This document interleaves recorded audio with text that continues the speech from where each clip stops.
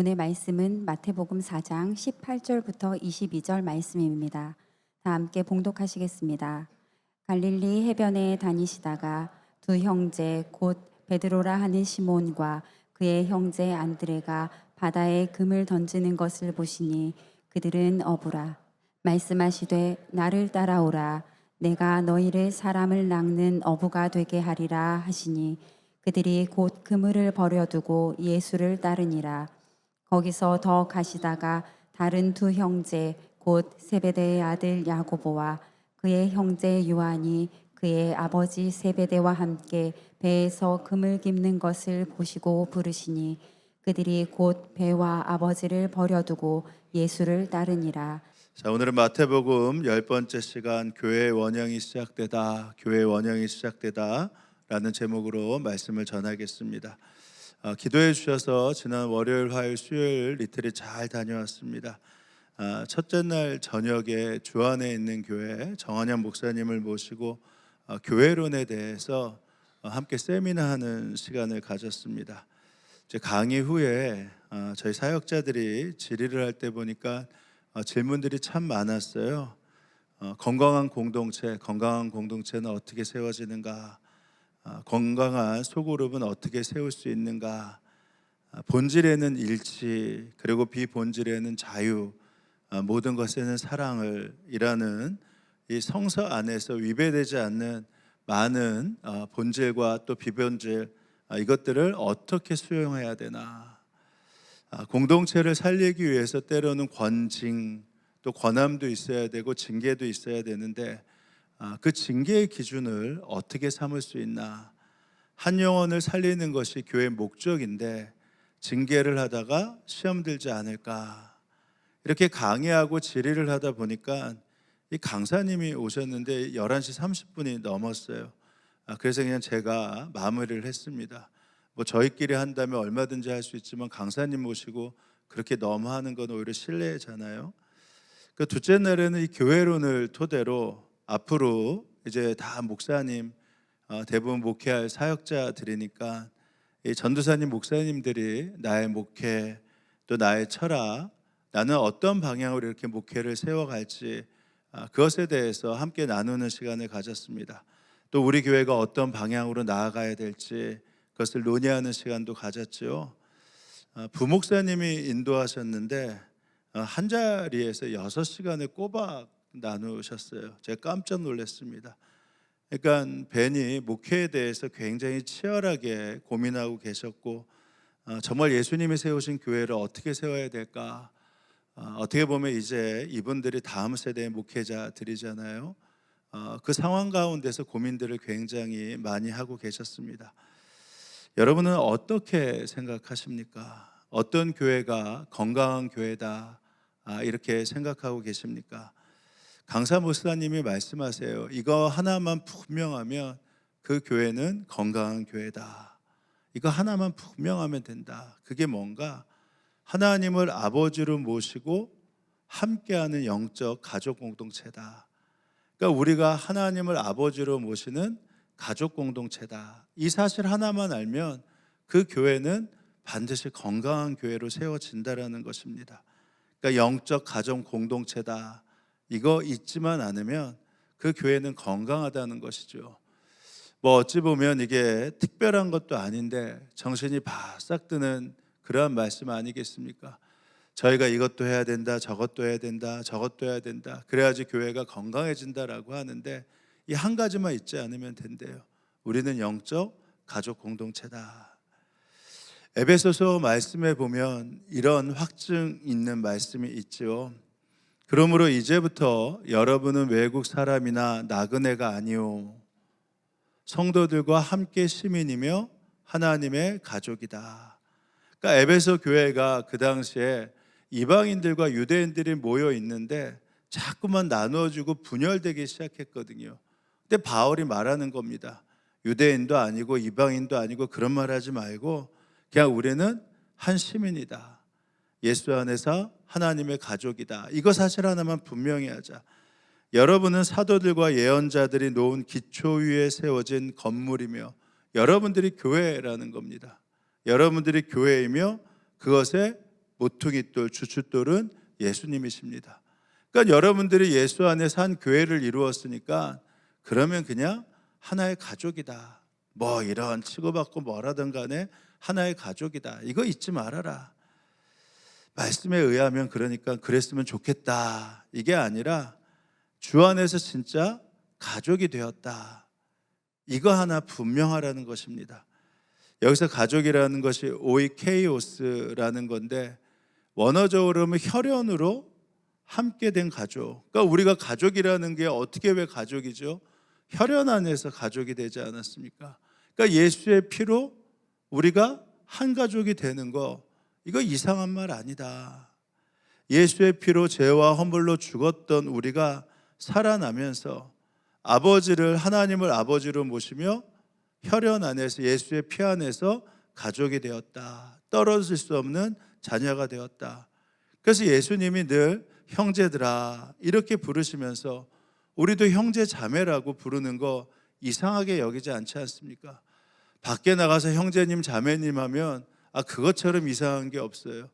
근데 교회 내에서는 형제님 자매님 한다고 해서 절대 이상하지 않습니다.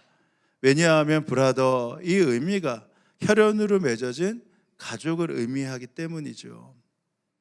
근데 이것이 얼마나 이해하기 힘들었던 상황이냐면 하나님이 예수 그리스도를 이 땅에 보내시면서 결국에는 교회 공동체를 세우길 원하시는 바로 이 계획을요, 이 신비를요, 우리도 참 이해하기 힘든데 사실 천사들도 이 신비를 이해하기 힘들어 했습니다. 죽은 사람이 살아나는 것 얼마든지 받아들일 수 있어요. 예수님이 십자가에 달려 돌아가시고 부활하신 거 얼마든지 받아들일 수 있습니다. 그 피로 우리가 구원받았던 거 얼마든지 받아들일 수 있습니다. 근데 그래서 우리가 한 가족이 되었다. 이게 받아들이는 게 천사들도 쉽지 않았다라는 겁니다. 사도 바울이 이렇게까지 말하죠. 그래서 예수 안에서 교회를 통해 한 가족을 만드는 것, 이것이 바로 비밀이었다. 이 비밀이라는 단어가 시크릿이 아닙니다. 이 시크릿이라는 것은 절대 알려지면 안 되는 거잖아요. 이거 비밀이야 라고 얘기했는데 딴 사람한테 얘기하면 그 비밀이 아니잖아요. 그래서 비밀이야 라고 하면 이건 절대 알려져서는 안 되는 겁니다. 근데 이 비밀이라고 말한 것이 시크릿이 아니에요. 미스테리입니다. 그러니까 신비라는 거예요. 신비. 하나님께서는 나에게 그 비밀을 계시로 알려주셨습니다. 그러니까 신비, 이 놀라운 신비를 하나님이 직접 알려주셨다는 것, 이것이야. 그것은 내가 이미 간략하게 적은 바와 같습니다. 이 적은 바와 같은 게 뭐예요? 우리는 하나님의 시민이며 하나님의 가족이다. 여러분이 그것을 읽으면 내가 그리스도의 비밀을 어떻게 이해하고 있는지 알게 될 것입니다. 여러분들도 이 신비를 알게 될 것입니다. 나와 같이 생각해 보세요. 하늘에 있는 천사들 영적인 존재잖아요. 우리가 창조되기 이전서부터 성부, 성자, 성령 하나님이 함께 하시면서 이 창조를 어떻게 하셨는지 인류의 세계를 다 보고 있었단 말입니다. 천사들이 하나님이 천지를 창조하시며 인간을 만드시는 걸 보며 감탄했을 것입니다. 환호했을 거예요. 근데 그들이 타락하자 이거 큰일이구나, 어떻게 하나 라고 할 때 하나님이 계획을 세우시지 않았습니까? 예수를 통해서 다시 그들을 구원하겠다. 도대체 그 일이 언제 이루어지나? 정말 시간이 흐르고 올라 아브라함을 선택하시더니 다윗을 선택하시더니 예수를 이 땅에 보내십니다. 근데 예수를 이 땅에 보내셔서 바로 그 사역을 하게 하신 것이 아니라 3년 동안 마리아의 아들로서 목수 생활을 하게 해요. 그러고 난 다음에 사역을 시작하십니다. 그리고 십자가에 달려 돌아가세요. 이제 인류 구원의 사역이 이루어지겠구나 하면서 찬송과 영광을 돌리죠. 그러나 여전히 천사들조차 예수님을 통해서 만드실, 세워질 교회 공동체, 바로 하나님의 가족이 되는 이 비밀 신비를 깨닫지 못했었습니다. 예수님이 승천하시고 난 다음에 약속하신 성령 하나님을 이 땅에 내려가게 하시죠. 성령을 받은 사람들이 갑자기 모이기 시작하더니 그들이 교회를 세우기 시작합니다. 예수 그리스도가 성령의 모습으로 다시 그 교회 안으로 들어가기 시작하세요. 그러고 났더니 예수님을 믿는 사람들이 변하기 시작하는 것입니다. 절대 하나님을 예배하지 않을 것 같은 사람들이, 타락해서 저 사람은 가능성이 없다라고 생각했던 사람들이 죄인임을 고백하면서 무릎을 꿇고 예배하고 회개하고 하나님 앞에 나아가기 시작하는 거예요. 천사들이 깜짝 놀랐죠. 이것이 정말 하나님의 계획이었구나. 천사들이 서로 박수를 치면서 이제 알았다. 하나님께서 인류를 구원하시고 예수를 보내시고, 그리고 예수를 통해 구원받게 하시고 난 다음에 성령 하나님을 이 땅에 보내셔서 교회를 세우시려는 것이 하나님의 창조 계획서부터 있었겠구나 하면서 놀라기 시작합니다. 문제는 시간이 지나자 교회 안에 성령이 있다라고 하고 다 예수의 이름을 믿고 예수님을 믿는다고 하는데 또 싸우는 겁니다. 얼마 지나지 않아서 헬라파 과부와 히브리파 과부가 나누어지더니 또 거기에 편승해서 서로 주장하고 싸우고, 급기야는 또 이방인 교회와 유대인 교인들이 싸우더니 이방인 교회 내에서 또 싸움이 일어나요. 천사들이 보기에 어이가 없겠죠. 아니, 예수님을 믿고 구원받았고, 그래서 성령 하나님이 이 땅에 내려오셔서 그 교회를 세우시고 예수님이 친히 그 안에 들어가셔서 함께 하시는데도 자꾸만 싸우고 나누어지는 거예요. 아니, 교인들 안에서 계속 분열이 되고, 성령이 계신데도 이렇게 분열되고 싸운다면 이제 정말 소망이 없겠구나. 앞으로 절대 다시 합쳐질 수 없겠구나. 하나님도 어쩔 수 없겠구나. 진짜 해도 너무한다. 인간들 정말 악하다. 하나님이 결국은 포기하시겠구나. 이렇게 수군되고 있을 때 사도 바울이 선언하는 것입니다. 나는 이 천사들도 알지 못하는 이 비밀, 신비를 알고 있는데 내가 하나님으로부터 받은 계시, 그 신비를 알려줄게. 그게 뭔지 알아? 그래도 교회는 절대 깨어지지 않아. 교회는 절대 깨어지지 않아. 어떠함에 상관없이 예수의 피로 교회는 하나님의 가족이야. 이 비밀, 이 신비는 절대 바뀌지 않아. 하나님이 교회를 세우실 때 약속하셨어. 어떠한 교훈 후에도 교회는 한 가족, 영적 가족 공동체야. 이방인과 유대인이 갈라져 있고 에베소 교회가 그토록 성령님의 은혜와 역사와 사랑을 알고 있다 하더라도 그 안에서 분열되고 나누어지고, 이방인은 이방인끼리, 유대인과 이방인끼리, 유대인은 유대인끼리 그 안에서 그토록 싸우면서 흩어지는 것을 보면서도 재차 말하는 것입니다. 의심하지 마십시오. 그럼에도 우리는 한 가족입니다. 어느 누구도 깨트릴 수 없습니다. 다시 한번 읽습니다. 이방 사람과 유대 사람 양쪽 모두 그리스도를 통하여 한 성령 안에서 아버지께 나아가게 되었습니다. 한 성령 안에서. 그러므로 이제부터 여러분은 외국인이나 나그네가 아니요 성도들과 함께 시민이요 하나님의 가족입니다.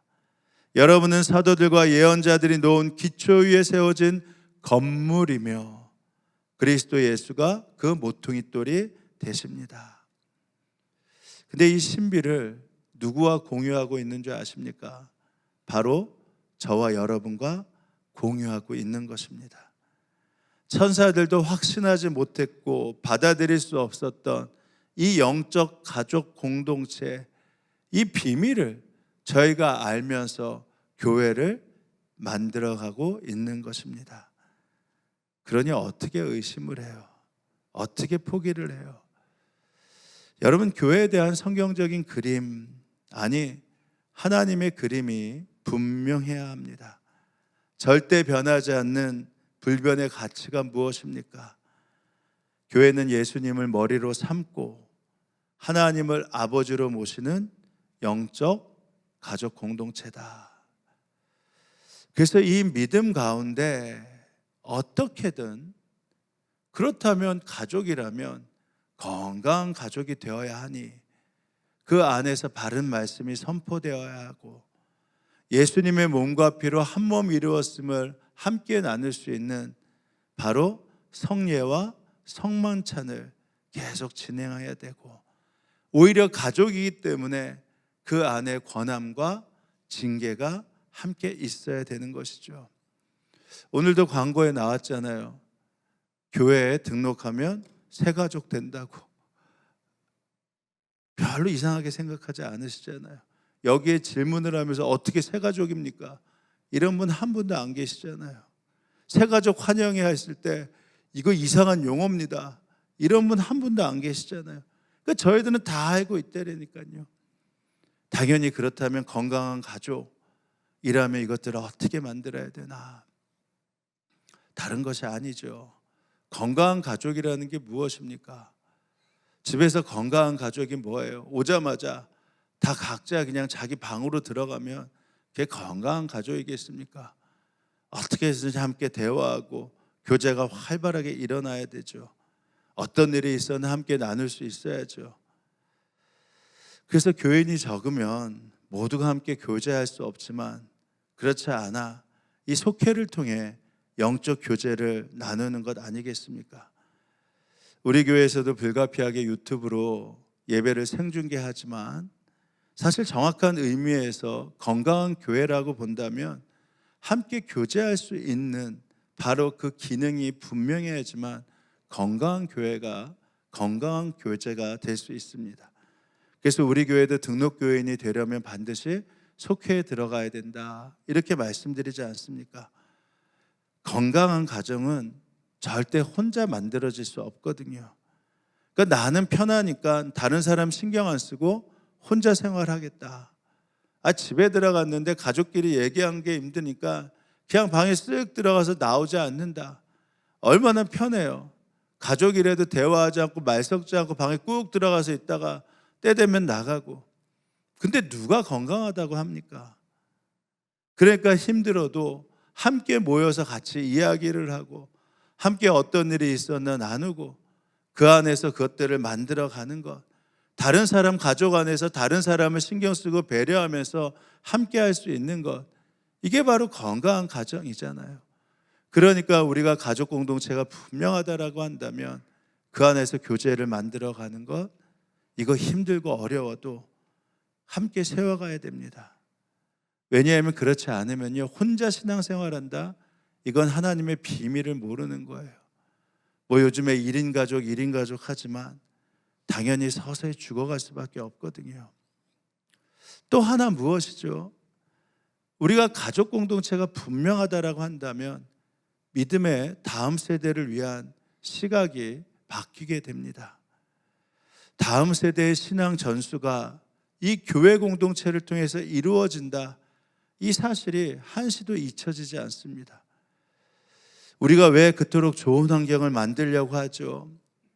우리 부모 세대들이 전세 재산이었던 왜 소를 팔고 땅을 팔아서 왜 교육을 시켰습니까? 지금 내가 희생되더라도 나의 다음 세대인 자녀들이 잘 살길 원하니까. 그러니까 그 희생하는 것을 절대 가볍게 여기지 않았잖아요. 마찬가지죠. 교회가 가족 공동체다, 이것이 분명히 믿어진다면 지금 희생을 하더라도 다음 세대를 위한 투자를 절대 게을리할 수가 없습니다. 특별히 세속화로 인해서 무차별하게 물들어가는 이때 교회가 다음 세대를 위해 책임지지 않는다면, 무리할이 많지 그들을 위해서 투자하지 않는다면 누가 그들의 신앙을 이어갈 수 있겠습니까? 다음 세대가 아니라 다른 세대가 되어버리잖아요. 그러니까 우리가 영적 가족 공동체다라고 믿는다면 다음 세대를 늘 바라볼 수 있는 그 시각이 놓쳐지지 않는 것입니다. 자, 그런 차원에서 볼 때 오늘 본문을 읽으며 우리가 이 사실에 주목할 수 있습니다. 모든 사역 다 혼자 할 수 있는 예수님이 왜 굳이 제자를 부르셨을까? 예수님이 혼자 다 하실 수 있잖아요. 천지를 주관하시고 하는데 굳이 제자들이 힘들게 데리고 다니면서 뭐하라 그렇게 하십니까? 모든 사역 다 할 수 있는 예수님이요, 굳이 제자들을 부르시면서 사역을 시작하십니다. 그 이유는 다른 것이 아닙니다. 예수님이 구원 사역을 하심과 동시에 그 일을 함께 감당할 공동체, 그 교회의 원형을 제자들과 함께 세우셔야 했기 때문입니다. 자, 오늘 본문을 보세요. 예수께서 회개하라 천국이 가까웠다라고 선포하시면서 첫 번째 하신 행동이 무엇이냐? 제자들을 선택하셨다는 것이죠.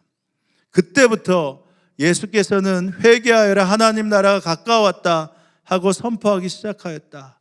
그리고 예수께서 갈릴리 바닷가를 걸어가시다가 두 형제 베드로라 하는 시몬과 그 형제가 아닌 안드레가 그물을 던지고 있는 것을 보셨다. 그들은 어부였다. 예수께서 그들에게 말씀하셨다. 나를 따라오라. 내가 너희를 사람을 낚는 어부로 삼겠다. 거기서 조금 더 가시다가 예수께서 다른 형제 곧 세베대의 아들 야고보와 그의 동생 요한을 보셨다. 그들은 아버지 세베대와 함께 배에서 그물을 깃고 있었다. 예수께서 그들을 부르셨다. 예수께서 12제자를 부르셔서 12사도의 이름은 이러하다. 첫째는 베드로라 하는 시몬과 그의 동생 안드레, 세베대의 아들 야고보와 그의 동생 요한과 빌립과 바돌로메, 도마, 세리, 마테와 알페의 아들 야고보와 다데오와 열혈당원 시몬과 예수를 넘겨준 가롯 사람 유다이다. 그래서 예수님께서 그 이 땅에서 사역을 하시고 하나님 나라를 완성시키기 위해서 회개하라 천국이 가까웠다 말씀하시면서 첫 번째 시작하신 게 무엇이냐? 제자들부터 부르셨어요. 제자들부터. 그러면 이 교회 공동체의 원형을 세우기 위해 정말 똑똑하고 정말 예수님 안목이 대단하다 싶을 만큼 그러한 인물들을 제자로 부르셨나? 아니요. 당시 사회의 기득권층에 있던 자들을 부르신 것도 아닙니다. 그렇다고 완전히 소외되고 그리고 가난한 사람들만 부른 것도 아니에요. 학력이 어땠을지 모르겠지만 우리가 읽은 것처럼 베드로와 안드레는요, 직업이 어부였지만, 야고보와 요한은 직업이 어부였지만 선주였어요. 배를 갖고 있었습니다. 그러니까 어부였지만 그냥 거기서 삭을 받고 일하는 어부가 아니었다는 겁니다. 당당하게 자기 배를 갖고 있었던 선주였어요. 여기에 보면 세금을 징수해서 경제적으로 부유했을지 모르지만 사람들의 지탄이 되었던 세리도 있었죠. 근데 여기서 또 한 사람이 어떻게 됩니까? 메시아를 기다리며 독립운동을 위해 싸우고 있던, 어찌 보면 마태와 완전히 결이 다른 열심당원인 셀롯인 시몬이 있지 않습니까? 그래서 예수님의 12제자를 부르실 때 특별하게 여기에 이렇게 나와 있어요. 마태는 세리고 셀롯이 시몬은 열심당원이다. 이게 무슨 의미예요? 말이 안 맞잖아요. 한쪽에서는 독립운동을 하고 한쪽에서는 매국노가 되는데 이들을 제자로 부르셔서 한데 섞는다? 물론 똑똑했던 가룟 유다도 있습니다. 도시 출신이었고요. 그래서 회계 업무도 맡기셨죠. 그러니까 예수님이 제자를 삼으실 때 기준이 없었어요. 그러니까 단 한마디, 왜 어떻게 누구를 제자로 삼으셨습니까? 라고 하면 이렇게 말씀하시면 돼요. 몰라. 기준이 없었어. 분명한 것은 한 가지는 분명합니다. 예수님이 제자를 삼은 이 조합은요, 오늘날 교회 안의 성도들의 조합보다도 훨씬 하나 되기가 힘든 조합입니다. 맞죠? 여건도 다르고요, 환경도 다르고, 지역도 다르고, 직업도 다르고, 나라를 생각하는 방법도 다릅니다. 그러니까 오늘날 이 조합으로 교회를 만든다라고 한다면, 그러고 누가 담임 될 거예요? 라고 한다면 아마 제비 뽑혀가지고 뽑힌 사람이 가지 저할 때 가지 않은 조합이에요. 생각해 보세요. 어떻게 매국노였던 마태와 열심당원이었던 셀롯이, 이 셀롯이 시몬이 한 가족이 될 수 있겠습니까? 게다가 민족에 대한 방향이 달랐을 뿐만 아니라요, 얼마나 시기와 질투와 인정에 목말랐는지 모릅니다. 이 자기를 먼저 생각하는 것이 얼마나 이기적인지 몰라요. 아마 여러분들 이렇게 하실 수 있겠어요? 3년 동안 예수님이 제자들과 함께 계셨어요. 그리고 십자가를 달려 돌아가시고 있을 때 분위기가 이상했지만, 그 이상한 분위기에서 마지막까지 누가 크냐, 누가 인정받냐, 누가 첫 번째, 두 번째를 차지하냐? 그거 갖고 제자들이 싸웠다니까요. 생각해 보세요. 아마 여러분이 예수님과 3년 동안 같이 있으면서 마음은 그렇다 하더라도 그 십자가를 달려 돌아가는 그 이상한 분위기에서 주님, 제가 첫 번째입니다, 두 번째입니다, 그것도 혹시 안 통할 거니까 누구까지 불러서 그렇게 얘기해요? 엄마까지 불러서. 여러분, 이게 정상적인 사람들이에요? 좀 이상한가, 용어가? 더 거룩한 척하고 더 세속적이고 그러면서 깨끗한 척하고 안 그런 척하면서 돈 밝히고. 12 제자가 이것을 듣고 야고보와 요한에게 분개하였다. 예수님 예루살렘 가시는데 이 모습 보고요, 3년 동안 같이 있었던 제자들이요, 나머지가 분개하였다라는 거예요. 이 분개하였다라는 것이 원어로 뭔지 아십니까? 저놈 내가 죽이겠다는 뜻이에요. 이 정도면 양반이죠. 예수님이 부활하시고 난 다음에 다시 업으로 돌아간 제자들에게 다시 나타나시지 않습니까? 요한복음 21장에. 그때 제자들과 함께 식사를 하시고 난 다음에 베드로에게 묻죠. 내가 나를 사랑하느냐? 베드로가 사랑한다고 합니다. 그때 예수님이 다시 나를 따르라 하세요. 그렇다면 감격적이죠. 근데 그 틈 사이에 뭐라고 합니까? 제가 다시 선택된 건 알겠는데요, 한 가지 좀 질문할 게 있는데, 아까 그 이전에 누가 크다고 했던 저놈 있죠? 저놈은 어떻게 하실 거예요? 이렇게 묻습니다. 이게 이 뉘앙스잖아요. 베드로가 돌아다 보니 예수께서 사랑하신 제자가 따라오고 있었다. 여기가 누구예요? 요한이거든요. 이 제자는 마지막 만찬 때 예수의 가슴에 기대어 주님을 넘겨줄 자가 누구입니까? 하고 물었던 사람이다. 베드로가 이 제자를 보고서 뒤로 힐끔 보고선 얘기하는 겁니다. 예수님, 저는 선택하신 거 감사한데요, 저놈은 어떻게 하실 거예요? 그냥 좋은 용어로 이 사람은 어떻게 하겠습니까? 이거잖아요. 아니, 지금 자기가 도망갔다가 선택받은 것이 다시 감격하는 그 순간에도 저놈은 어떻게 할 거예요? 라고 얘기하는 이 수준이라면, 아니, 이런 제자들이 정상적인 수준입니까? 그러면 예수님께서 이렇게 부족한 제자들 하나 되기 위해서 공정과 상식으로 공평하게 한 명 한 명 배려하면서 한 가족이 되게 하셨어야 되는데 예수님은 그런 생각도 전혀 없으셨습니다. 말씀드린 대로 이들이 이렇게 생각했던 것은 예수님의 12 제자 가운데 예수님이 유독 또 거기서 3명만 선택하셔서 변화산도 가시고 이리저리 특별하게 야이로의 가정을 가시기도 하고 특별하게 또 3명만 데리고 가세요. 그 3명이 누구죠? 베드로, 야고보, 요한입니다. 흔히들 교회에서는 영적인 엘리트가 없어야 된다 이러는데 예수님께서는 12 제자 가운데 베드로, 야고보, 요한을 12명 가운데 또 3명을 동시몬으로 만드셨어요. 얼마나 불공평하냐. 이 동시몬을 만든 베드로, 야고보, 요한이 이 불공평한 이유가 뭐냐면 여기에 안드레가 빠져서 그래요. 안드레가. 구조상 순서적으로 보면요, 안드레가 들어가야 되거든요. 오늘 본문에서는 베드로와 안드레 이렇게 예수님의 첫 번째 제자임을 알게 되지만 요한복음에 보면 첫 번째 제자가 누구였는지가 분명히 나와 있어요. 예수님의 첫 번째 제자가 되었던 그 제자들은 안드레와 요한이었습니다. 안드레와 요한이 세례 요한을 따르고 있었거든요. 세례 요한의 제자였거든요.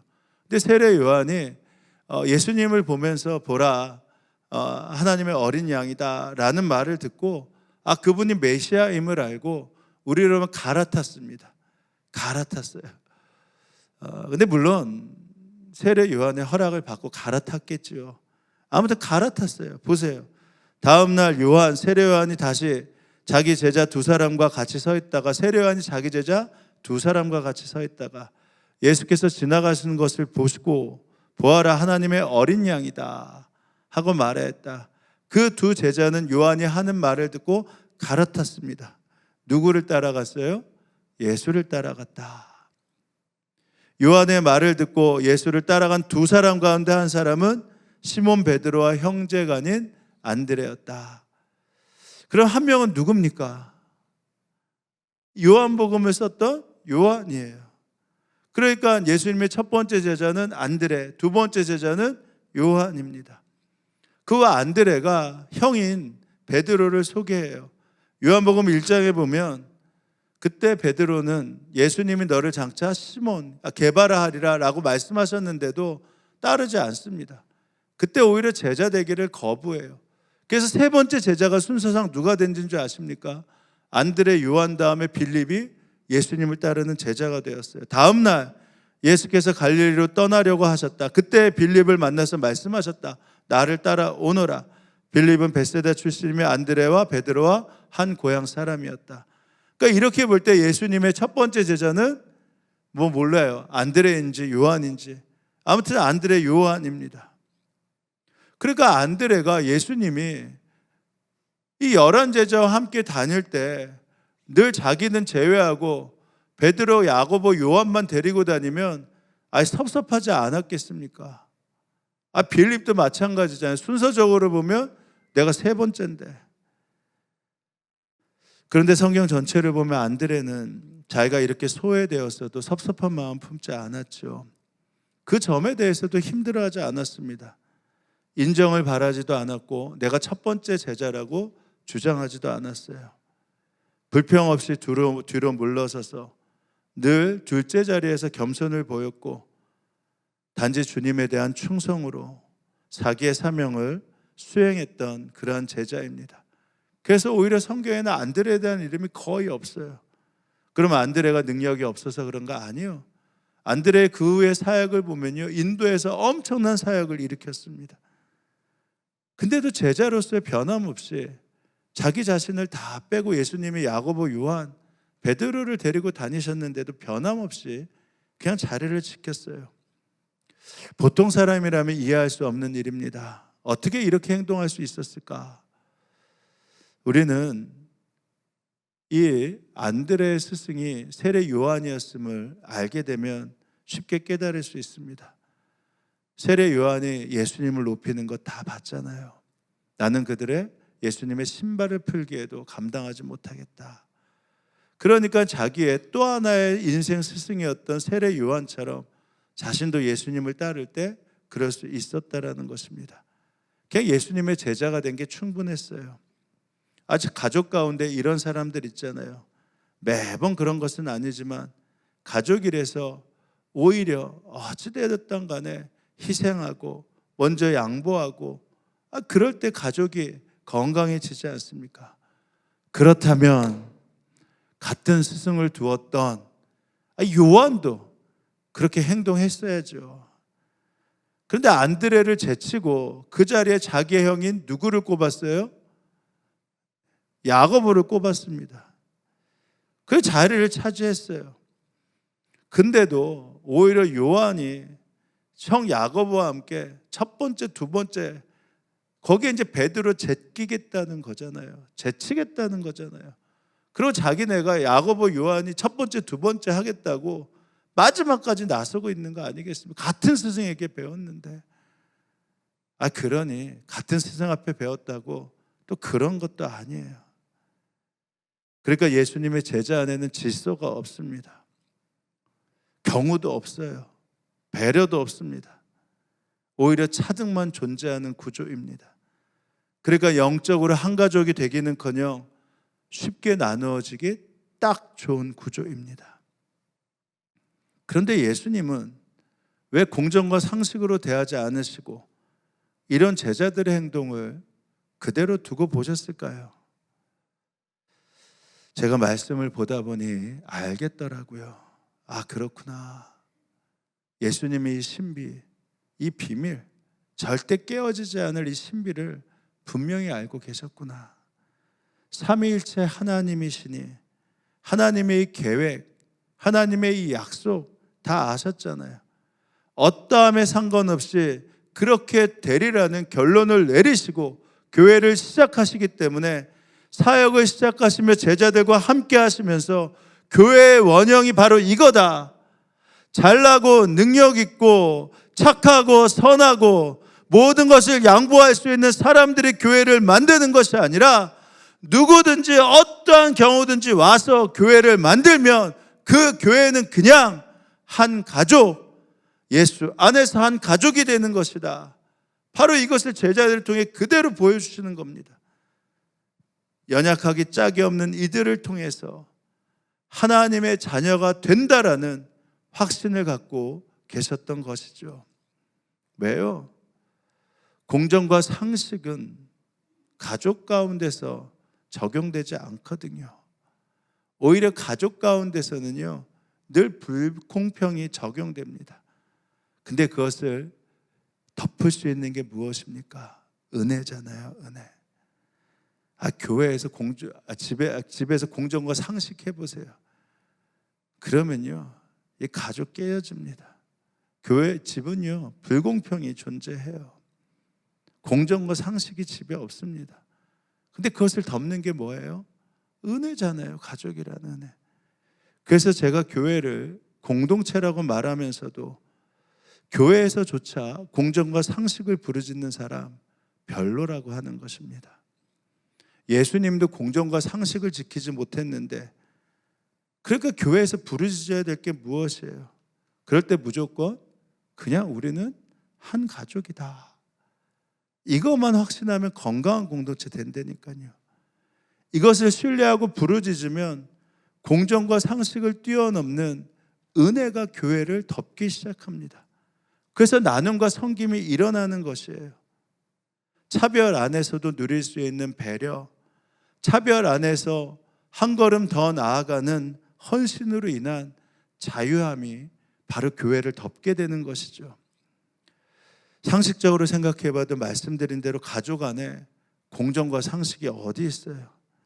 가족 안에 공정과 상식 부르짖다간 다 찢기고 갈라진다니까요. 가족 안에는 경우에 따라 당연히 차별이 존재하잖아요. 근데 그 차별이 어떻게 덮어집니까? 은혜로. 이게 바로 가족을 구성하는 약속이잖아요. 전혀 맞지 않은 예와 같은데 이 이야기를 들으면서 이런 생각이 들었습니다. 바로 이것이 가족이다. 들어보세요. 우리나라의 KTNG라는 회사가 있습니다. 이게 뭔가 코리아 타바코 앤 진생입니다. 한국 담배 인삼공사예요. 농담인 것 같은데 이 회사의 사원이 뭔지 아십니까? 담배로 망친 몸, 인삼으로 회복하자.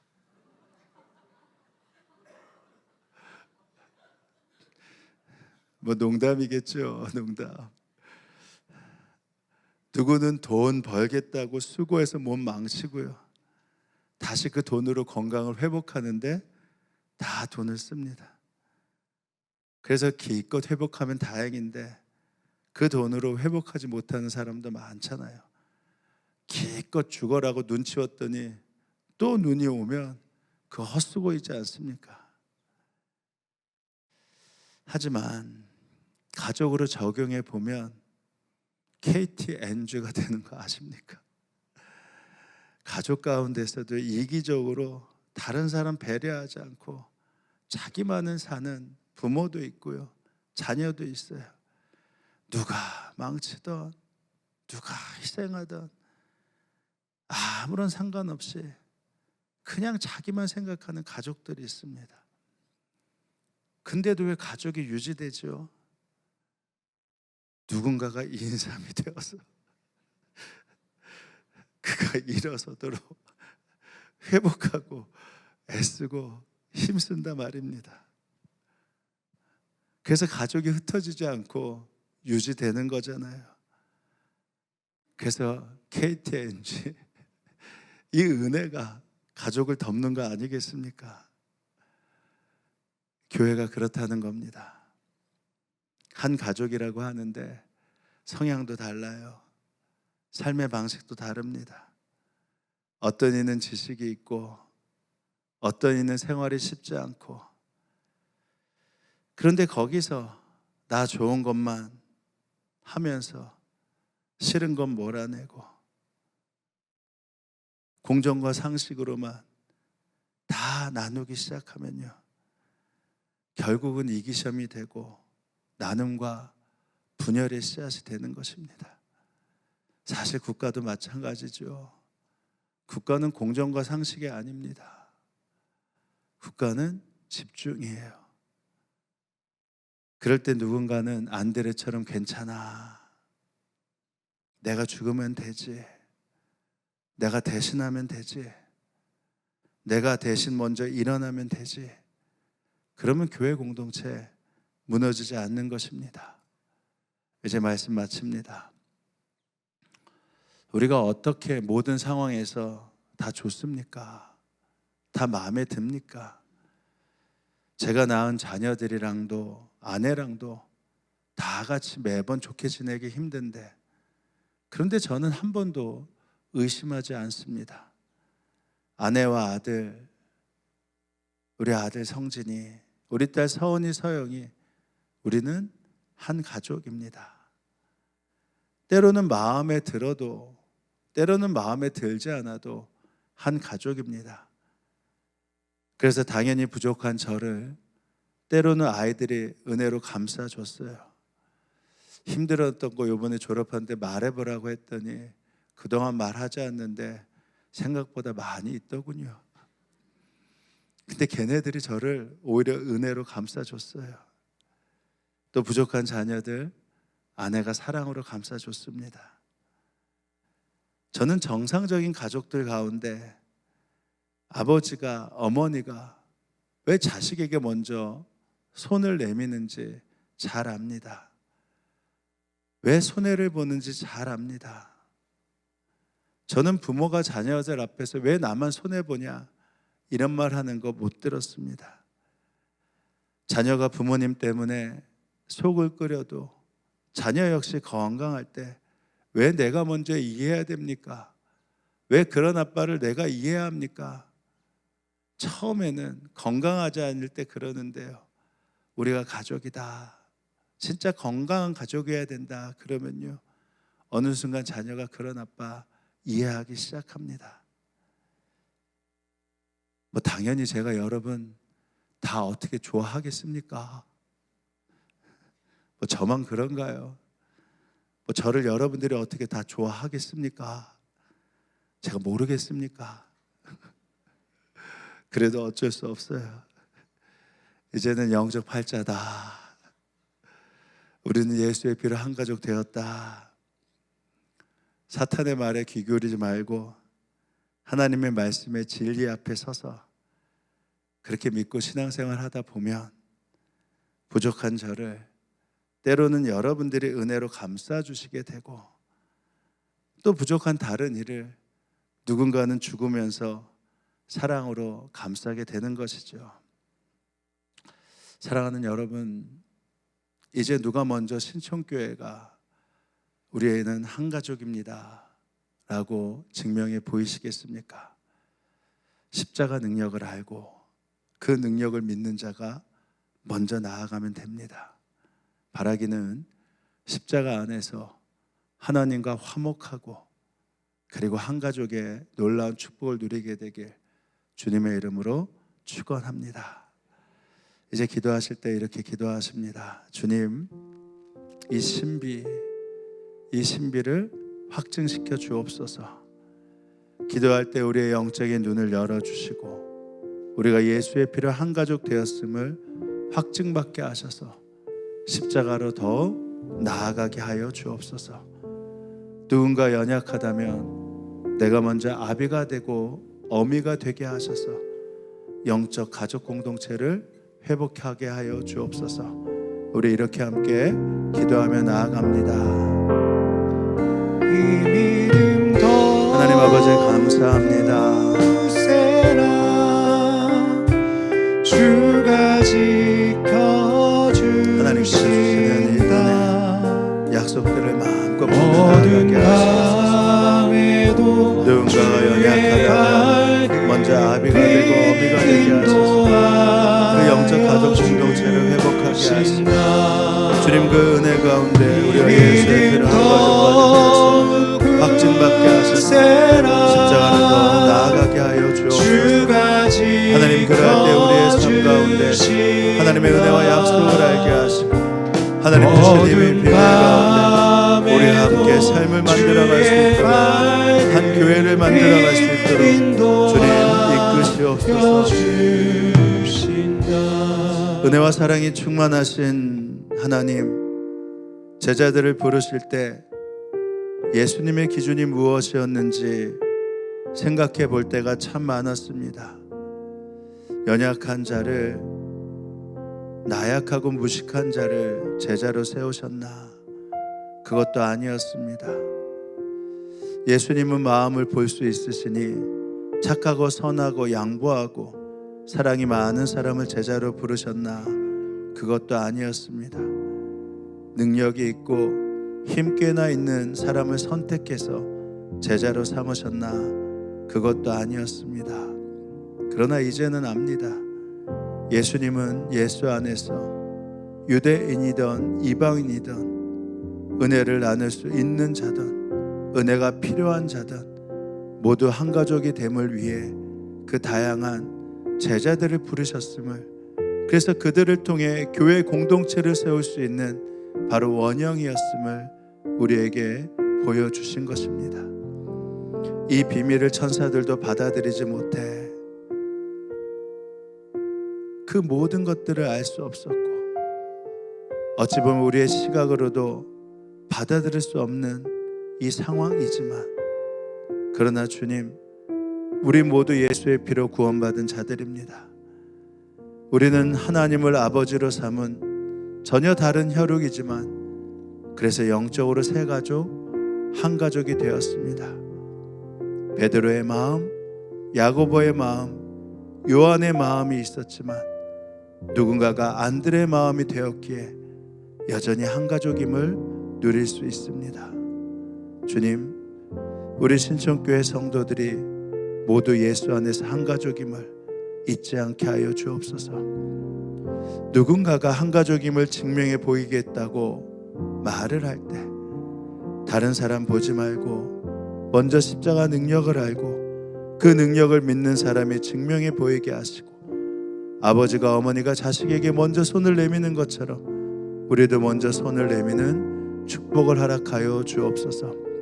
주님이 나라를 위해서 기도하오니 정말 주님을 두려워하고 하나님 앞에 나아갈 수 있는 정치인들이 많이 세워지게 하여 주시고, 북한을 향해 기도하오니 서로의 체제를 인정하는 불안정한 평화가 아니라 모든 사람에게 자유가 선포되는 자유민주주의 체제로의 통일이 준비되게 하여 주옵소서. 전 세계에 흩어져 있는 선교사님들을 보호하여 주시고, 주님 주의 보혈로 우리 성도들의 약함을 일으켜 주시고 치유하여 주옵소서.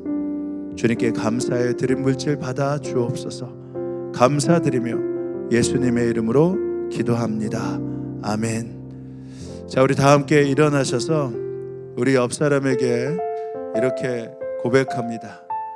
믿지 못하시겠지만 우리는 한 가족입니다.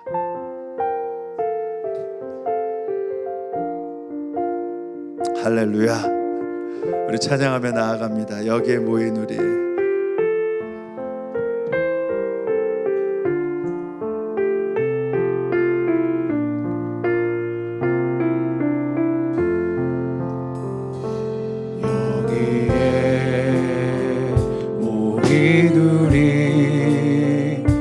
주의 은총 받은 자여라. 주께서 이 자리에 함께 계심을 아노라. 언제나 주님만을 찬양하며 따라가리니 시험을 당할 때도 함께 계심을 믿노라. 여기에 모인 우리, 여기에 모인 우리,